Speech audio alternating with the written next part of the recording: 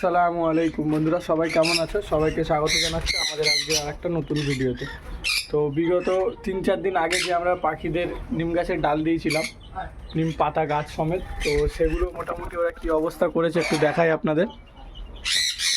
পাতাগুলো তো আর নেই একটাও, আশেপাশে সব পাতাগুলোকে ফেলে দিয়েছে, ফেলে ডালগুলোকে এইভাবে চিবিয়ে ডালগুলোর অবস্থা খারাপ। তো আমাদের খাঁচার মধ্যে একটা বাঁশ আছে, যেটা আমি জানা ছিল না আমি দিয়ে রেখেছিলাম। তো এই বাঁশটা খাঁচার মধ্যে থাকা উচিত নয়, কারণ সামনে শীতকাল আসছে, বাঁশ ঠান্ডা হয়ে যায়। তো সেই কারণে এই ডালটাকে আমরা ঠিক করেছি, এই ডালটাকেই পরিষ্কার করে ছুটে পরিষ্কার করে এই ডালটাকে এই বাঁশের জায়গায় দিয়ে দেবো।